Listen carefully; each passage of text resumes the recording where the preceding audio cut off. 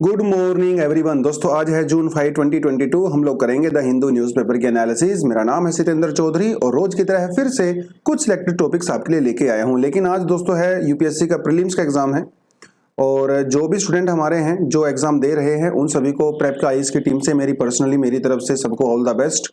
और last moment में आपको सिर्फ यही सजेशन दे सकता हूं कि जो तैयारी आपने अब तक की है अपनी तैयारी के अंदर बिलीव रखें।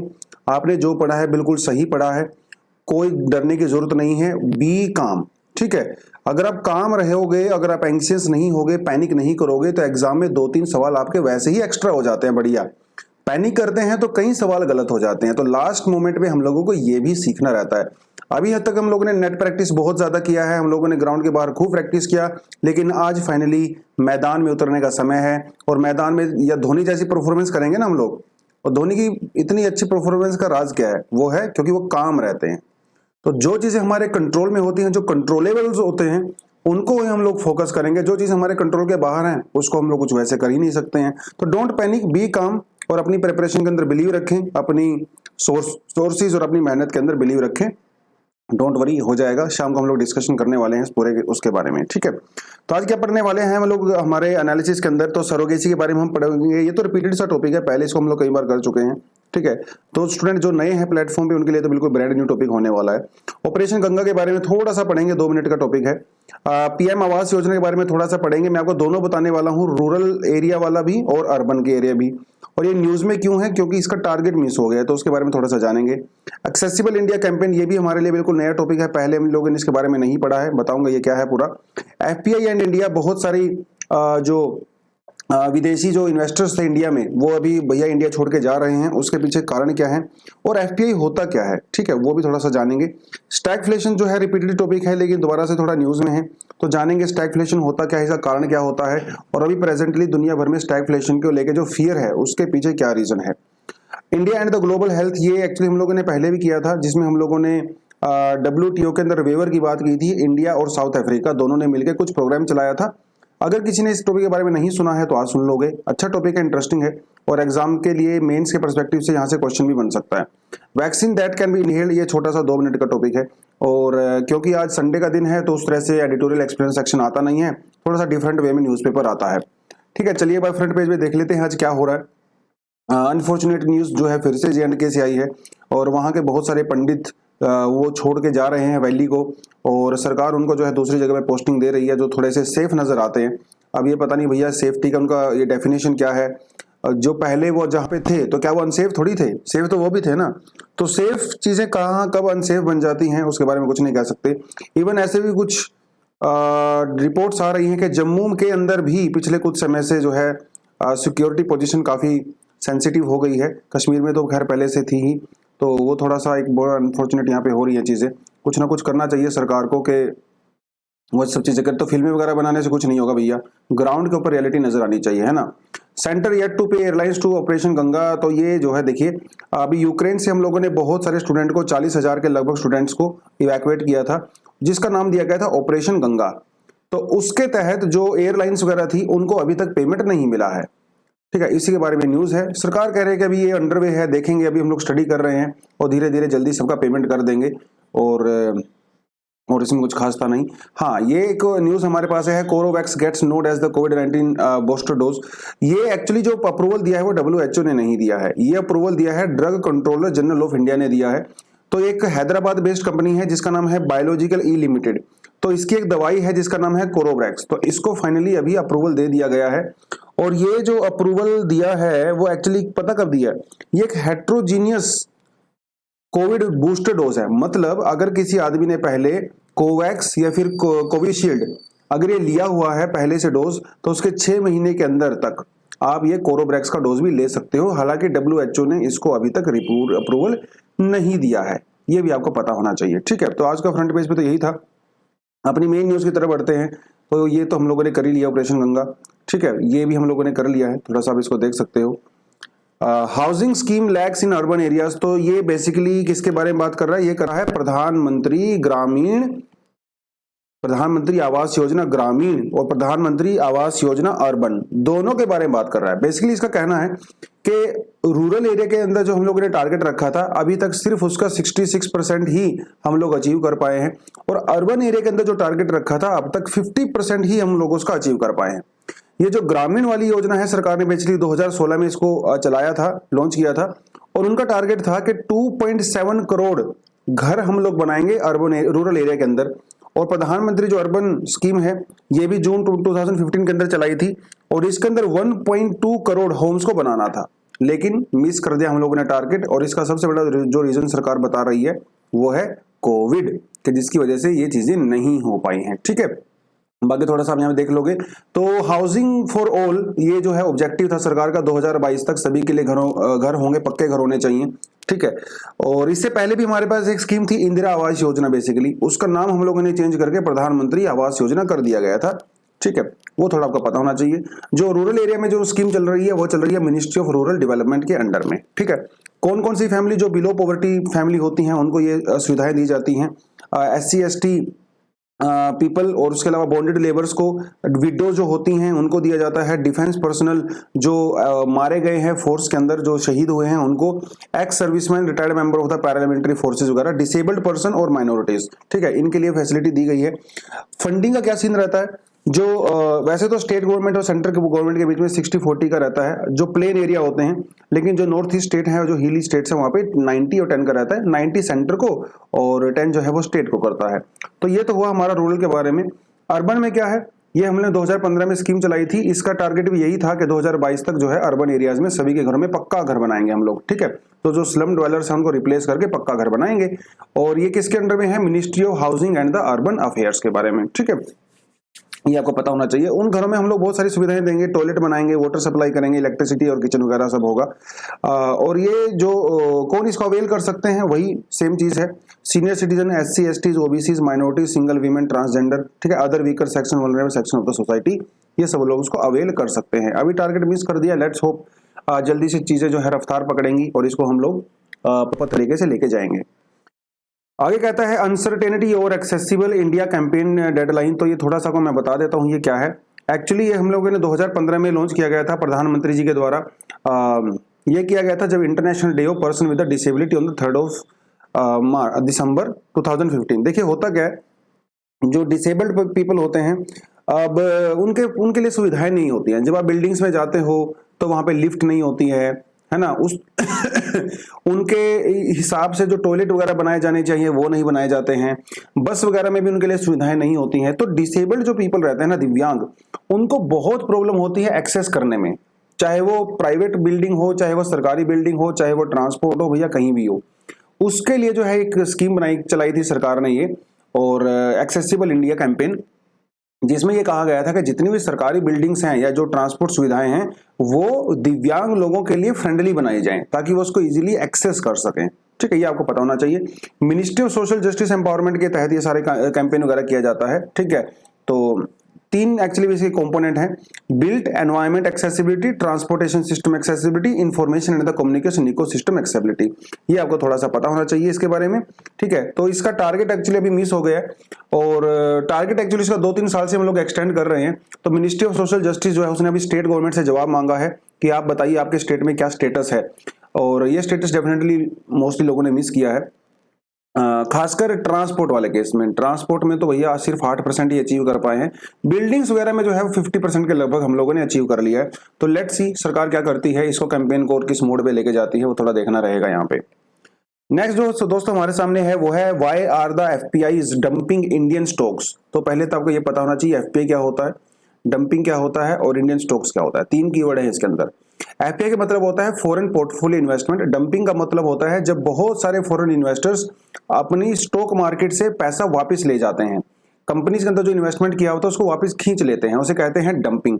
और इंडियन स्टॉक्स तो आप समझ गए होंगे, जो हमारे शेयर मार्केट होती है उसके अंदर जो कंपनीज के स्टॉक्स वगैरह होते हैं, शेयर्स होते हैं, उसको बेसिकली स्टॉक्स कहा जाता है। तो शेयर बोलो, स्टॉक्स बोलो, इक्विटी बोलो, सेम थिंग। तो FPI क्या होता है, फॉरेन पोर्टफोलियो इन्वेस्टर्स होते हैं। ये फॉरेनर इन्वेस्टमेंट्स होते हैं जो अपनी डोमेस्टिक कंट्री से बाहर जाके जो है इन्वेस्टमेंट करते हैं। मान लो जो है टॉम क्रूज है, अब उसको टॉम क्रूज को मान लो के पास उसके पास $10 मिलियन है, अब उसको अमेरिका में बैंक में जमा करवाएगा तो उसको वहां तो कोई बेनिफिट होने वाला नहीं है, क्योंकि अमेरिका के बैंकों में तो इंटरेस्ट रेट जो है वो 0% है। तो टॉम क्रूज उस कंट्री में इन्वेस्ट करेगा जहां भी उसको लगता है कि उसको बेनिफिट हो सकता है। अब उसको नजर आता है कि इंडिया की जो मार्केट है वो काफी अच्छे से बूम कर रही है और उसको 10-20% इंटरेस्ट दे सकती है साल भर में, तो वो क्या करेगा भैया, वो कंपनी यहाँ पे शेयर्स खरीद लेगा। ठीक है, तो इसे कहते हैं फॉरेन पोर्टफोलियो इन्वेस्टमेंट। अब इतना सीधा सीधा वो ऐसे होता नहीं है, डायरेक्टली वो नहीं कर सकता, बीच में कुछ कंपनीज वगैरह होती हैं, ये उनके तहत जो उनके अंडर जो है वो इंडिया में इन्वेस्ट करता है, तो इसे कहा जाता है फॉरेन पोर्टफोलियो इन्वेस्टमेंट। इसके अंदर यूजुअली क्या होता है, जो इक्विटीज होती हैं कंपनी के अंदर, जो बॉन्ड्स वगैरह होते हैं, गवर्नमेंट बॉन्ड्स और म्यूचुअल फंड वगैरह होते हैं, उनमें ये लोग इन्वेस्ट करते हैं। ठीक है, आगे क्या कहता है, they are generally not active shareholders, है ना, and do not exert any control over the companies whose shares they hold. तो बेसिकली जो मैनेजमेंट वगैरह होती है, जो वोटिंग वगैरह होती है, उसके ऊपर इनका कोई कंट्रोल नहीं होता। और जो बीच की जो कॉन्ट्रैक्टर्स होते हैं वो बेसिकली शेयर होल्डिंग करते हैं, और ये उनसे जो है एक चिट ले लेते हैं, रिसीट टाइप का रहता है। ठीक है, तो जैसे आपको बताऊं, जैसे मान लो ये कोई कंपनी है बीच में, ये इंडिया में इन्वेस्ट करेगी और टॉम क्रूज जो है इससे उसको खरीदेगा, तो बेसिकली ये डायरेक्ट शेयर होल्डर नहीं है, बल्कि ये बीच वाले प्लेयर से कुछ कर रहा है, अपनी डीलिंग कर रहा है, बेसिकली उस तरह से होता है ये।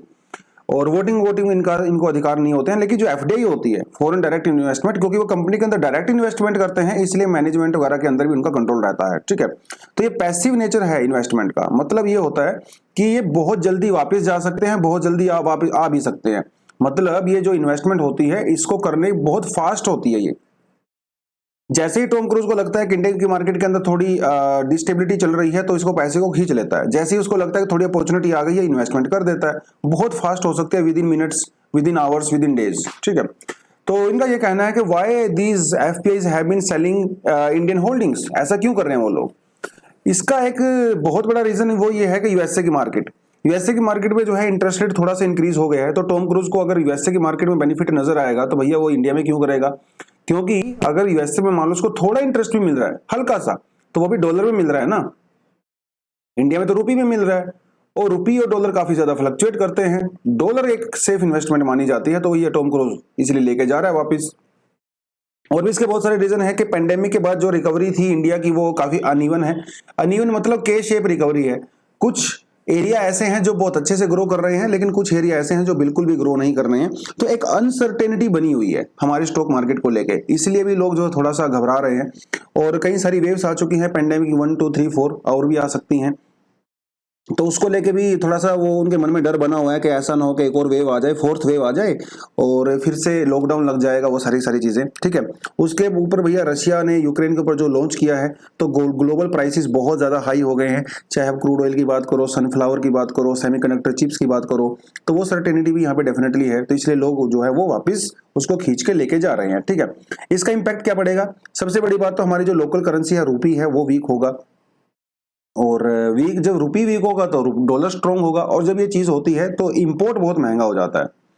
रुपी जब वीक होता है, डॉलर स्ट्रांग होता है, तो दूसरे देशों से सामान मंगवाना काफी महंगा हो जाता है। और अनफॉर्चुनेटली हम लोग क्रूड ऑयल के लिए इंपोर्ट के ऊपर डिपेंड करते हैं, जिसकी वजह से हमारा जो करंट अकाउंट डेफिसिट है वो भी फ्यूचर में इंक्रीज हो सकता है, क्योंकि वीक हो गया है रुपी। ठीक है, और वीक रुपी हो जाता है तो उसकी वैल्यू डिक्लाइन हो जाती है, इन्फ्लेशन भी हो जाती है, और वैसे भी इंडिया में और वर्ल्ड ओवर इन्फ्लेशन चल ही रहा है। और अगला टॉपिक भी हमारा इन्फ्लेशन को लेके है, जो बात करता है स्टैगफ्लेशन के बारे में। तो स्टैगफ्लेशन क्या होता है कि इस पूरी दुनिया में क्या दोबारा से स्टैगफ्लेशन हमको देखने को मिलेगा। 1970s में स्टैगफ्लेशन देखने को मिला था पहली बार, पूरी दुनिया ने इसको एक्सपीरियंस किया था। तो स्टैगफ्लेशन क्या होता है इसके बारे में थोड़ा बात करेंगे। तो जनरल सी चीज है स्टैगफ्लेशन के बारे में। देखिए होता क्या है, यूजुअली हमारे पास एक फिलिप्स कर्व होती है। फिलिप्स कर्व ये कहती है कि जैसे जैसे इन्फ्लेशन बढ़ता है वैसे वैसे अनएम्प्लॉयमेंट, मतलब लोगों को काम धंधा मिलता है। ठीक है, एम्प्लॉयमेंट भी इंक्रीज होता है और अनएम्प्लॉयमेंट कम होता है जैसे जैसे इन्फ्लेशन इंक्रीज होता है। इसे बोलते हैं फिलिप्स कर्व। मतलब inflation leads to job creation, आप ये कह सकते हो। ठीक है, inflation leads to job creation, but ये शॉर्ट टर्म के लिए होता है, और ये तब होता है जब इन्फ्लेशन एक लिमिट के अंदर होती है। और आरबीआई ने वो लिमिट जो है 4% से लेके 6% तक, मतलब वैसे 4% है, ±2 है, तो 2 से लेके 6 कह सकते हो, बट यूजुअली 4% सबसे हेल्दी रेंज होती है। तो ये होती है फिलिप्स कर्व, और ये यूजुअली एक स्टैंडर्ड माना जाता था कुछ समय पहले। लेकिन 1970 में कुछ अजीब हुआ, उस समय इन्फ्लेशन के रेट भी बहुत ज्यादा थे, बहुत ज्यादा थे, और भैया अनएम्प्लॉयमेंट भी बहुत ज्यादा था। अनएम्प्लॉयमेंट भी बहुत ज्यादा था और मार्केट में डिमांड भी नहीं थी। तो ये बड़ी अजीब सी सिचुएशन थी। अनएम्प्लॉयमेंट भी बहुत हाई है, इन्फ्लेशन भी बहुत हाई है और मार्केट में डिमांड भी नहीं है। इसे कहा जाता है स्टैगफ्लेशन। स्टैगफ्लेशन बेसिकली दो वर्ड से मिलकर बना है। एक को कहते हैं स्टैग्नेशन और एक बोलते हैं इन्फ्लेशन। दोनों से मिलकर बना है। स्टैग्नेशन का मतलब ये होता है कि जब इकोनॉमी आपकी स्टैग्नेंट हो चुकी होती है, रुक गई होती है, उसके अंदर कोई भी ग्रोथ नहीं होती है, उसे कहते हैं स्टैग्नेशन। स्टैग्नेशन मतलब जैसे आप 3-4 घंटे पढ़ाई करते हो तो हमारे दिमाग का स्टैग्नेशन आ जाता है और ज्यादा पढ़ने का मन नहीं करता, जो भी पढ़ते हैं वो ऊपर से बाउंसर चली जाती है, उसे स्टैग्नेशन कहते हैं। तो ये एक इकोनॉमी के अंदर हो सकता है जब स्टैग्नेशन आ चुकी होती है और ज्यादा फर्दर ग्रोथ नहीं होती, लोग डिमांड करना बंद कर देते हैं चीजों को, और जब उसके इन्फ्लेशन के साथ मिक्स करते हैं तो उसे कहा जाता है स्टैगफ्लेशन। तो ये अंदर हम लोगों ने एक्सप्लेन किया हुआ है। इसके कॉजेस क्या हो सकते हैं, वही सीधी सी बात है, स्लो इकोनॉमिक ग्रोथ होती है और रिलेटिवली हाई अनएम्प्लॉयमेंट होती है, उसे स्टैगफ्लेशन कहते हैं। 1970 में अमेरिका ने सबसे पहली बार इस चीज को एक्सपीरियंस किया था। भाई पूरी दुनिया ने एक्सपीरियंस किया और तब पता चला कि यार ऐसे भी कुछ हो सकता है। इससे पहले तो हम लोग फिलिप्स के ऊपर ही बिलीव कर रहे थे। तो क्या अभी रिसेंटली जो चीजें हो रही हैं पूरी दुनिया में, उससे स्टैगफ्लेशन का खतरा है कि नहीं है? कुछ चीजें इस तरफ इशारा कर रही हैं कि हो सकता है स्टैगफ्लेशन आए, क्योंकि एक तो कोविड-19 की वजह से जो पेंडेमिक हुआ है, उसकी वजह से जो लॉकडाउन वगैरह चल रहे हैं, वो तो सबसे बड़ी समस्या है ना। लॉकडाउन वगैरह चाइना के अंदर आप देख लीजिए, पूरी दुनिया में देख लीजिए, वो सबसे बड़ी बात तो है ही। उसके अलावा जो रशिया यूक्रेन जो क्राइसिस चल रहा है, उसकी वजह से जो दाम बढ़े हैं भैया दुनिया भर में, crude oil, semiconductor, food prices वगैरह, 40 साल 50 साल की सबसे ज्यादा इन्फ्लेशन चल रही है इस समय यूएसए में और यूके के अंदर। ठीक है, तो स्टैगफ्लेशन के चांसेस तो बनते हैं, लेकिन कुछ चीजें हम लोग कंट्रोल कर सकते हैं। जैसे हम लोग डिमांड वाली साइड तो कंट्रोल कर सकते हैं, है ना, डिमांड वाली साइड कंट्रोल कर सकते हैं, उसमें कोई दिक्कत नहीं। तो इन्फ्लेशन दो तरह से होता है, हम सबको पता है। एक होता है डिमांड वाली साइड से और एक होता है सप्लाई वाली साइड से। तो डिमांड वाली सप्लाई को कंट्रोल करना बहुत आसान है। इसको सीधा सीधा होता है मनी सप्लाई। अगर मनी सप्लाई इंक्रीज करोगे डिक्रीज करोगे तो डिमांड को इंक्रीज और डिक्रीज इजीली किया जा सकता है। ये काम किया जाता है किसी भी कंट्री के सेंट्रल बैंक के द्वारा। सेंट्रल बैंक जैसे इंडिया में हम लोग आरबीआई की बात करते हैं, हमारा सेंट्रल बैंक है। सप्लाई वाली साइड से जो है बेसिकली हम यहाँ पे प्रोडक्शन की बात करते हैं। ठीक है, तो प्रोडक्शन अगर कम होता है तो सप्लाई कम होती है एंड वाइस वर्सा। तो इस समय दुनिया में प्रोडक्शन की दिक्कत है, डिमांड की दिक्कत नहीं है। प्रोडक्शन की दिक्कत यानी कि जो लॉकडाउन हो गए तो उसकी वजह से प्रोडक्शन कम हुआ, मैन्युफैक्चरिंग कम हो गई। यूक्रेन रशिया के क्राइसिस की वजह से क्रूड ऑयल के प्राइसेस, सेमीकंडक्टर चिप्स और जो है सनफ्लावर, व्हीट वगैरह, है ना, वो प्राइसेस, सप्लाई की दिक्कत है। तो इस बार अगर स्टैगफ्लेशन आएगा ना तो डिमांड की वजह से नहीं आएगा, सप्लाई की साइड से आएगा। ये जो है यहाँ पे आर्गुमेंट इन्होंने किया है। आगे बढ़ते हैं दोस्तों। नेक्स्ट जो हमारे पास टॉपिक है वो है India's role in the global health diplomacy is at stake. ये टॉपिक हम लोग पहले भी कई बार कर चुके हैं, लेकिन मैं आपको अपने तरीके से बताता हूँ। देखिए क्या होता है ना, कोविड-19 की जब हम लोग बात करते हैं तो हम लोग वैक्सीन की सबसे ज्यादा बात करते हैं। और वैक्सीन को कौन बनाता है? वैक्सीन को बनाती हैं वेस्टर्न कंट्रीज की कंपनीज, जैसे एस्ट्राजेनेका की आप बात कर लीजिए, आप जॉनसन एंड जॉनसन की बात कर लीजिए, है ना, और भी कई सारी कंपनी है जो इसको बनाती हैं, ऑक्सफोर्ड वगैरह वो सब हो गया। तो जब ये कोई इसके अंदर रिसर्च करती हैं, बनाती हैं, तो इनके पास एक्सक्लूसिवली राइट्स होते हैं। इन राइट्स को कहा जाता है इंटेलेक्चुअल प्रॉपर्टी राइट्स। तो इसका मतलब ये है कि जो इन कंपनी ने वैक्सीन बनाई है, कोई और कंपनी इस वैक्सीन को नहीं बना सकती। अगर वो बनाएगी तो बदले में उसको रॉयल्टी देनी पड़ती है। तो जैसे इंडियन कंपनी है ABC मान लो, अगर वो वैक्सीन बनाती है, ठीक है, अगर तो उसको इनसे पहले परमिशन लेनी पड़ेगी और इनको बदले में खूब सारा पैसा देना पड़ेगा। आपको बताता चलूं कि जो फाइजर कंपनी है उसका जो रिवेन्यू है वो पिछले साल $100 बिलियन था। $100 बिलियन, क्योंकि वैक्सीन बेच बेच के भैया उसने इतना पैसा कमा लिया। अब सोचने की बात है कि ये जो कंपनी है इनका एकमात्र मकसद होता है प्रॉफिट। इनको प्रॉफिट कमाने से मतलब है। लेकिन इंडिया और साउथ अफ्रीका वो कह रहे हैं कि भैया प्लीज प्रॉफिट के ऊपर फोकस मत करिए, थोड़ा सा इंसानों के बारे में भी सोचिए, है ना। अगर आप प्रॉफिट ही कमाते रहोगे तो हम लोगों को वैक्सीन कैसे दे पाएंगे और दुनिया से जो है ये वायरस जो है वो एलिमिनेट कैसे हो पाएगा। तो हम लोगों ने बेसिकली WTO के अंदर एक डिमांड की थी और उस डिमांड में हम लोगों ने ये कहा था कि जो वैक्सीन बनाने का इनके पास IPR है, इंटेलेक्चुअल प्रॉपर्टी राइट्स है, जो लीगली प्रोटेक्टेड है, प्लीज आप जो है वेवर दे दीजिए। वेवर मतलब थोड़ी छूट दे दीजिए, ताकि हमारे देश की कुछ कंपनी जो है वो भी इस वैक्सीन को बना सके। वैक्सीन को बनाएंगे तो आम जनता के लिए एक्सेसिबल हो जाएगी वैक्सीन, है ना। और सिर्फ इंडिया और साउथ अफ्रीका में नहीं बल्कि बहुत सारी अफ्रीकन कंट्रीज जहां पे वैक्सीन नहीं है, तो हम लोग वहां पे सस्ते दाम में वैक्सीन पहुंचा सकते हैं और इस कोविड-19 से लड़ने में हम लोग कामयाब हो सकते हैं। बेसिकली ये डिमांड हम लोगों ने पिछले साल की थी दोनों कंट्रीज ने, लेकिन ये कंपनी मान नहीं रही है और लगातार उनके ऊपर प्रेशर बनाया जा रहा है। हालांकि कुछ वेवर मिला है, लेकिन समस्या यहाँ पे ये है कि वो वेवर सिर्फ और सिर्फ कुछ उसके अंदर काफी सारे टर्म्स एंड कंडीशंस हैं। जैसे वो वेवर सिर्फ वैक्सीन के लिए मिला है। वैक्सीन से रिलेटेड आसपास और जो चीजें होती हैं, कुछ ड्रग्स वगैरह होती हैं अलग से, और या कुछ इंस्ट्रूमेंट वगैरह होते हैं, उनको लेके नहीं मिला है। तो खाली वैक्सीन बनाने से भी कुछ नहीं होगा, पहली बात तो ये। दूसरी बात ये कि इनके जो स्टैंडर्ड होते हैं, सेफ्टी स्टैंडर्ड, वो बहुत ज्यादा होते हैं, और जिसकी वजह से हमारी जो लेबोरेटरीज हैं वो इनके टेस्ट को पास नहीं कर पाती हैं। तो अगर परमिशन दे भी दिया तो वो लेबोरेटरी अपने आप को अपडेट कैसे करेंगी, ये भी यहाँ पे बहुत बड़ी चीज है। एक बात यहाँ पे एक और भी है जो काफी इंटरेस्टिंग है। मान लो उन्होंने वेवर दे भी दिया, लेकिन हमारे पास वो टेक्नोलॉजी ही नहीं है। अब ये वेवर तो इन्होंने दे दिया, लेकिन टेक्नोलॉजी दिया नहीं, जो कि एक बहुत बड़ी समस्या है ना। तो ये कुछ चीजें हैं। तो इस आर्टिकल के अंदर बेसिकली यही पूरा आर्गुमेंट किया गया है कि इंडिया जो है वो वर्ल्ड लीडर है फार्मास्यूटिकल में, नो डाउट। इंडिया को कहा जाता है दुनिया की फार्मेसी कहा जाता है इंडिया को।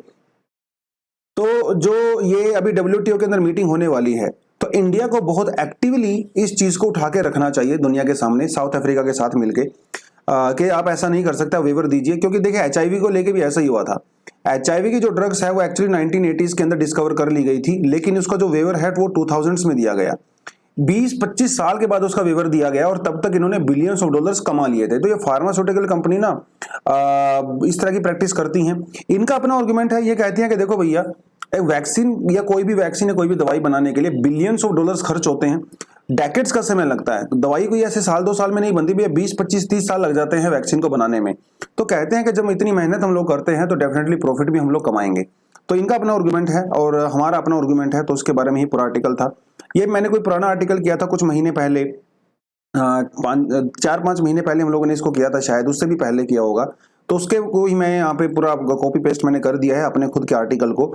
और वही कंपलसरी लाइसेंस वगैरह की बात करता है कि इंडिया में एक्चुअली 1990s में क्या हुआ, इंडिया में जब फार्मास्यूटिकल सेक्टर थोड़ा ग्रो करना शुरू किया, तो हमारी सरकार ने कंपलसरी लाइसेंस देना शुरू कर दिया था कंपनीज को। मतलब जिसे हम लोग कहते हैं जेनरिक दवाइयां। तो हमारी जो देसी कंपनी है वो विदेशी कंपनियों से फॉर्मूला लेती थी, उसकी रिवर्स इंजीनियरिंग करती थी और अपने यहाँ पे प्रोडक्ट बना लेती थी। उसके चक्कर में वो उन कंपनी को थोड़ा बहुत पैसा देते थे, इसे कहा जाता है कंपलसरी लाइसेंसिंग। तो उनसे बेसिकली हम लोग लाइसेंस ले लेते थे कंपलसरी। और कई बार ऐसा होता है कि वो परमिशन भी नहीं देती थी। अगर वो परमिशन नहीं भी दे रही है ना, तब भी हमारी कंपनी उसको बना लेती थी। हालांकि इसको इंडिया को इस मूव को काफी क्रिटिसाइज किया जाता है। और इस आर्टिकल के अंदर यह भी कहा गया कि ये जो इंटेलेक्चुअल प्रॉपर्टी राइट्स जो है, जो WTO के अंदर प्रोटेक्ट किया जाता है, ये कॉलोनियल लेगेसी है ना। और अफ्रीका और इंडिया जो है वो दोनों कॉलोनियल जो है कंट्रोल में रही हैं पिछले बहुत सालों से। आज़ादी के बाद तो खैर ठीक है, चीज़ ठीक हो गई, लेकिन अभी भी इनका कहना है कि वो लेगेसी अभी भी चल रही है। यूरोपियन कंट्रीज अपने कंट्रोल को नहीं छोड़ रही हैं, चाहे वो फार्मास्यूटिकल हो, चाहे वो टेक्नोलॉजी हो, है ना। तो उसके बारे में पूरा आर्टिकल है, थोड़ा आप इसको देख सकते हो, ठीक है।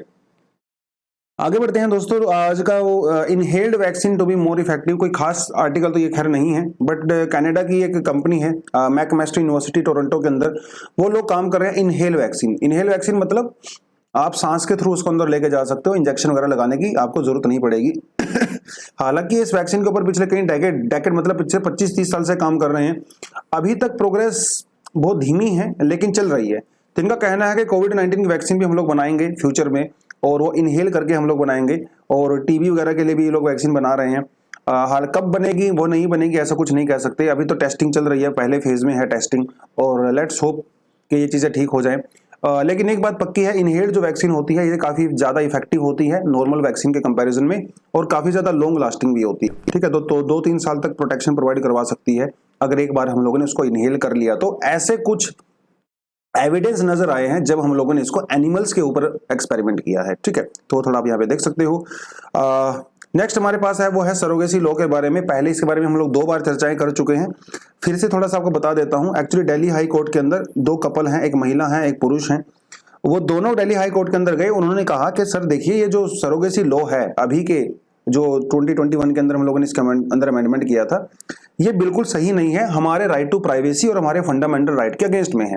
देखिए बात यहाँ पे ये है कि जो मैन है जिन्होंने केस किया है, जो पुरुष है, ये सिंगल है, ठीक है, इसकी शादी वादी हुई नहीं, और लेकिन जो महिला है वो विडो है, ठीक है। इसके पहले एक बच्चा है और ये दूसरा बच्चा करना चाहती है, लेकिन ये कानून जो है ना उनको सरोगेसी का फायदा उठा के पेरेंट्स नहीं बनने देता, क्योंकि कानून के अंदर सीधा सीधा कहा गया है कि जो सिंगल मैन होते हैं वो सरोगेसी का फायदा नहीं उठा सकते, वो एलिजिबल नहीं है। पहली बात तो ये। तो ये आपको पता होना चाहिए। उसके अलावा जो है और भी कई सारी कंडीशंस हैं। अगर आपको सरोगेसी करना है तो उसके लिए कुछ कंडीशंस यहाँ पे होती हैं, जैसे वही कपल सरोगेसी के थ्रू पेरेंट्स बन सकते हैं जिनके पास मेडिकल सर्टिफिकेट होता है कि वो इनफर्टाइल हैं, और कम से कम उनकी शादी को 5 साल होने चाहिए, ये भी इसके अंदर कंडीशन होती है। दूसरी बात, कमर्शियल पर्पज के लिए जो है सरोगेसी नहीं होनी चाहिए, कंप्लीटली इंडिया में बैन कर दी गई है, ठीक है। दूसरी बात, सेल के लिए, प्रोस्टिट्यूशन के लिए ऑफ कोर्स ये तो ऑब्वियस सी बात है, नहीं होना चाहिए, है ना। और इसके लिए कौन एलिजिबल है, कौन सरोगेसी मदर बन सकती है, ये भी एक बहुत बड़ा सवाल है।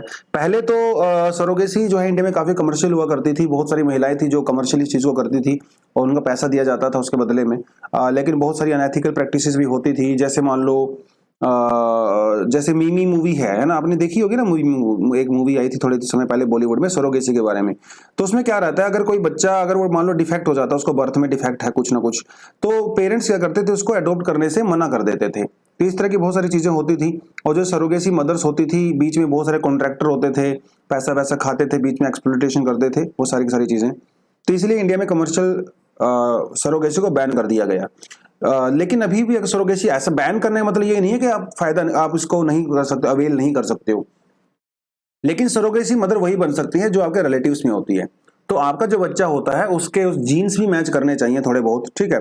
और मैरिड वीमेन ही जो है वो सरोगेसी कर सकती है, और उसकी एज 25 से 35 साल की उम्र होनी चाहिए, और वो ऑल्ट्रिस्टिक वे में होना चाहिए। ऑल्ट्रिस्टिक मतलब बीच में पैसे का एक्सचेंज नहीं होना चाहिए। जैसे मान लो अगर मैं किसी से सरोगेसी का बेनिफिट लेता हूँ, मैं फादर बनना चाहता हूँ, तो पहली बात तो हमारा रिलेशन होना चाहिए, और मैं कोई पैसा वैसा भी उसको नहीं दूंगा। ये सिर्फ एक प्यार मोहब्बत समझ लीजिए, उसके बेसिस पे होता है, ठीक है। और एक मदर जो है वो अपनी लाइफ में सिर्फ एक बार ही सरोगेट बन सकती है, और पहले से उसका बेबी एक बच्चा होना चाहिए, ठीक है। तो ये कुछ कुछ चीजें इसके अंदर होती हैं, लेकिन काफी क्रिटिसिज्म भी इसका किया गया है, क्योंकि इस नए कानून के तहत जो है वो ऐसा कहा गया है कि मतलब इसमें एलजीबीटी कम्युनिटी को पूरी तरह से इग्नोर कर दिया गया है। जो लिव इन कपल्स होते हैं, जो सिंगल पेरेंट्स होते हैं, खासकर पूरा मुद्दा एक्चुअली यहीं से उठा है, सिंगल पेरेंट्स, क्योंकि ये अलाउड नहीं है इसके अंदर, तो इनको इग्नोर यहाँ पे कर दिया गया। दूसरी बात ये है कि आप इसमें पूरी तरह से डॉक्टर के ऊपर डिपेंड करते हो, है ना। डॉक्टर आपको सर्टिफिकेट देता है तभी आप कर सकते हो। और इसमें एक जो एकमात्र कंडीशन है वो है फर्टिलिटी की, है ना। जो कपल फर्टाइल नहीं होते हैं उनको ही सरोगेसी का फायदा उठा सकते हैं, लेकिन इसके अंदर दूसरी चीजें इग्नोर कर दी गई। जैसे मान लो आप बीमार हो गए, आपको कोई डिसीज हो गया, है ना, वो भी तो कंडीशन होनी चाहिए ना। और मान लो प्रेगनेंसी से किसी औरत को जो है वो रिस्की हो जाता है उसकी हेल्थ को लेके, लेकिन ये सारी चीजें इस लॉ के अंदर बेसिकली कंसीडर नहीं की गई हैं। और कई महिलाएं ऐसी भी हो सकती हैं जो करियर ओरिएंटेड होती हैं, उनको ऐसा लगता है कि अगर वो बेबी पैदा करेंगी तो उनके करियर में दिक्कत आ सकती है। ऐसी महिलाओं के लिए जो है कोई प्रोविजन नहीं है जो करियर ओरिएंटेड है और अपनी मर्जी से प्रेग्नेंट नहीं होना चाहती। तो इनका कहना है कि जो राइट टू प्राइवेसी है, हमारा जो राइट टू लाइफ है, ये बिल्कुल उसके अगेंस्ट में है, ये सब चीजें यहाँ पे नहीं होनी चाहिए, ठीक है। तो इस आर्टिकल के अंदर पूरा बेसिकली यही बताया गया। एक सरोगेसी काफी इंपॉर्टेंट है, एक आर्टिकल है और एक टॉपिक भी बहुत बड़ा है।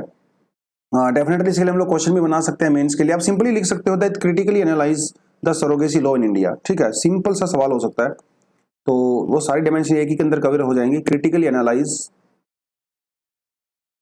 सरोगेसी लॉ इन इंडिया, ठीक है। तो इस तरह से जो है 150 वर्ड में और 10 मार्क्स में हम लोग ये क्वेश्चन लिख सकते हैं, ठीक है। चलिए आगे बढ़ते हैं। नेक्स्ट तो जो कल हम लोगों ने आपसे 2 एमसीक्यू पूछे थे क्लाइमेटोलॉजी से, ज्योग्राफी से। तो पहला जो क्वेश्चन था वो था सेडिमेंट्री रॉक्स को लेके। तो जो लोएस होता है, कोग्लोमरेट होता है, जो शेल होते हैं, ये तीनों की तीनों हमारी सेडिमेंट्री रॉक्स होती हैं, ठीक है। तीनों, कोग्लोमरेट भी, शेल भी और लोएस भी। लोएस क्या होता है, जो बहुत बड़े, जैसे लोएस जो है वो चाइना में काफी पॉपुलर होते हैं। जब इंटीरियर ऑफ कॉन्टिनेंट से हवा चलती है तो अपने साथ वो बहुत सारे सेडिमेंट और अलुवियल्स लेके आती है। सेडिमेंट बेसिकली, ठीक है। उसमें कुछ सैंड हो सकता है, उसमें सिल्ट हो सकता है, उसमें कुछ और चीजें हो सकती हैं, डस्ट वगैरह, उसे हम बोलते हैं लोएस, ठीक है। तो ये वास्ट एक्सटेंडेड प्लेन्स होते हैं।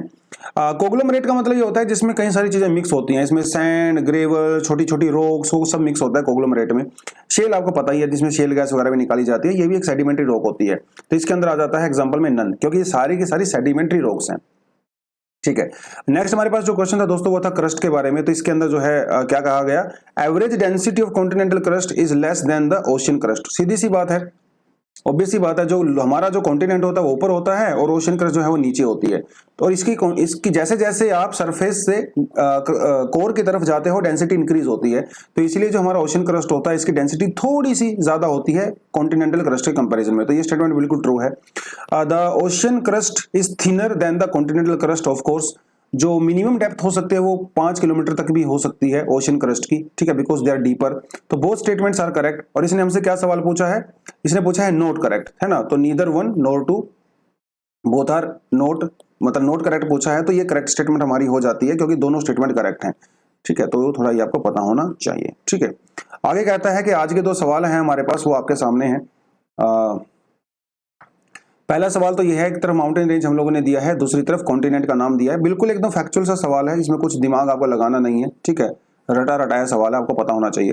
विच of the following are example of the fold mountains, Himalaya, Rockies and Alps, ठीक है। इनमें से फोल्ड माउंटेन कौन सी? हमारे पास 3 तरह की बेसिकली माउंटेन होती हैं। एक हमारे पास होती है फोल्ड माउंटेन, एक हमारे पास होती है ब्लॉक माउंटेन, ठीक है, ब्लॉक माउंटेन। और एक तीसरी हमारे पास होती है, वो आप मुझे कमेंट सेक्शन में बताओगे कौन सी टाइप की माउंटेन होती है, ठीक है। तो एग्जांपल आपके सामने है और आप इसको सोल्व करेंगे, स्क्रीनशॉट लेंगे, पॉज करेंगे वीडियो को और कमेंट सेक्शन में इसका आंसर बताएंगे, ठीक है। उसके अलावा और हमारे पास कुछ एडिशनल आर्टिकल भी हैं। मंकी पॉक्स के बारे में आर्टिकल आया है, सीबीआई के बारे में आया है, और ये तो हम लोगों ने कर ही लिया है, ठीक है। और आज कुछ नहीं है, हम लोग यहीं पे जाएंगे, लेकिन हम लोग जुलाई से नया फाउंडेशन कोर्स लॉन्च कर रहे हैं। जिन स्टूडेंट को ज्वाइन करना है, कमेंट सेक्शन में आप नीचे जाओगे ना डिस्क्रिप्शन में, तो आपको व्हाट्सएप नंबर मिलेगा, आप उस पर पूरी इन्फॉर्मेशन ले सकते हो। आप एक गूगल फॉर्म भी मिलेगा आपको वहाँ पे, उसको भी आप फिलअप कर सकते हो, पूरी जानकारी आपको मिल जाएगी। तो दोस्तों आज के लिए इतना ही। और जो बच्चे प्रीलिम्स लिख रहे हैं उनको दोबारा से, वैसे तो आप नहीं देख रहे होंगे क्योंकि इस समय आप एग्जाम हॉल में गए होंगे, बट स्टिल आपके आसपास जो भी लोग कर रहे हैं, और आपको नेक्स्ट ईयर के लिए ऑल द बेस्ट, ठीक है। और इसकी एनालिसिस हम लोग करेंगे आज का जो पेपर आएगा। That's all for the day. Thank you very much, all the best, जय हिंद।